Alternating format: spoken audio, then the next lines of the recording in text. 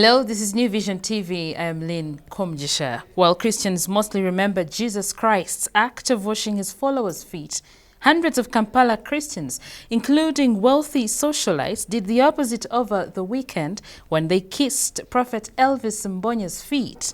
Now, New Vision TV relieves the highlights of the Friday feast where this happened.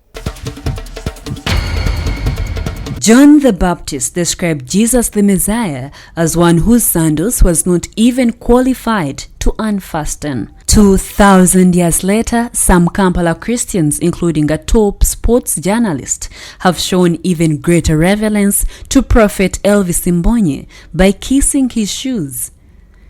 Unlike Pope Francis, who has been seen kissing the feet of the ordinary faithful, Elvis Mbonye was on Friday evening photographed while visibly enjoying journalist Joseph Kabuleta's kissing his shoes.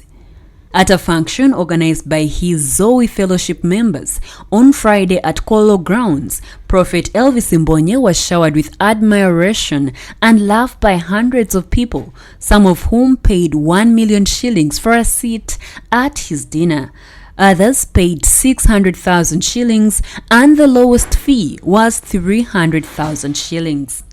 At 5 p.m., Zoe congregates started arriving and were welcomed by smart ushers, and Prophet Elvis Mbonye arrived at 7 p.m. and sat on his white and golden throne.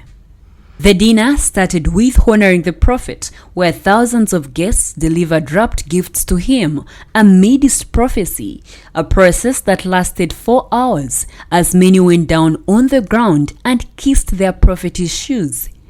Frank Abshenga, a pastor, explains the significance of kissing the pastor's shoes. Biblically, prophecy takes a very central stage in the spiritual realm. One, for rebuke, for warning, for guidance of spiritual journeys as leaders in the church, to the church as the members of the church, and nations for purposes of guiding and rebuking, and especially for people who choose to walk in the Lord. Prophecy comes in as a torch. It's a torch. And so if you embrace it, your chances are high that you'll be able to walk in the right way, to be able to find the will of God with the prophetic guidance. Now, when we come to honor, honor is yet another central principle that is godly, taking root right in the family. For example, if there was a family gathering and your dad comes and finds the seats are finished, I believe I would leave my seat for my father to sit. That's the beginning of honor. Or if there is the last plate to serve, I would leave it for my father or my mother, unless he or she says, no, my son, have it.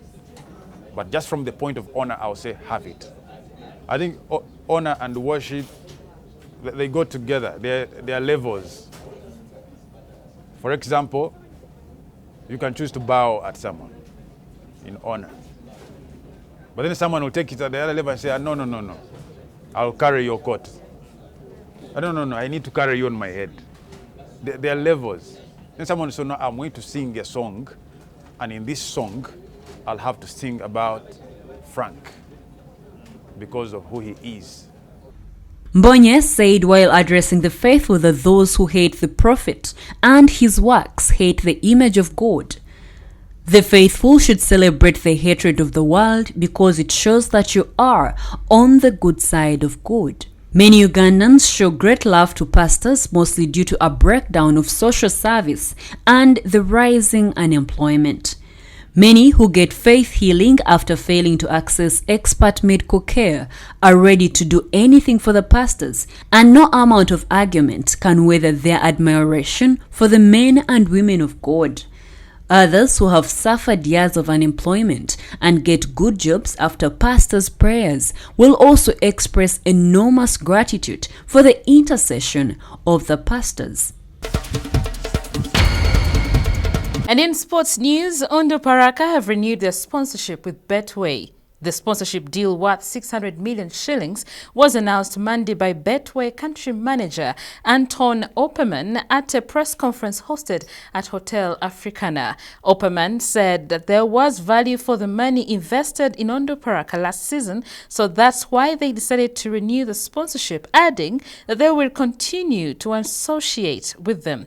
The 600 million shilling sponsorship from Betway was an increment from last season's 180 million shillings. The sponsorship will cover the team's salary, jerseys, transport and welfare. Club chairman Benjamin Nyakuni and patron Bernard Atiku attended the function, while Shaban Mohammed and captain Rashid Toha represented the players. The West Nile side that brought passion to the game with an increased number of fans in the stadium finished 5th last season in the Azam Uganda Premier League with 45 points. They will host Proline in their opening game of the new season next week on Tuesday at Greenlight Stadium in Arua. You're still watching New Vision TV, and now for Pearl of Africa series, we take a look at Rocka Town. Rocka Town is found in Rocka district in the southern part of Uganda, about 65 kilometers southwest of Masaka, the largest town in the sub-region. Rocka borders Yantonde to the northwest, Rengo in the north, Kalangala to the east, Tanzania to the south, and Isinjiro in the west. This is an area view of Rocka Town. This town is one of these symbols that truly represent a country that has agriculture as its backbone. And yes, the backbone of Uganda is agriculture. Some of the residents of Rocka are known to be farmers, and you cannot miss a garden at every homestead you come across. The infrastructure that enables transportation of their goods is also under construction, though most of it is helping them gain profits from their hard work. Rocka people commonly speak Luganda because they are from the Bantu ethnic group. And that's all we had for you. Thank you for watching. Be sure to catch more of your updates on your mobile, on your desktop, on your tablet, anywhere in the world by visiting www.newvision.co.ug. I am Lynn Komjisha.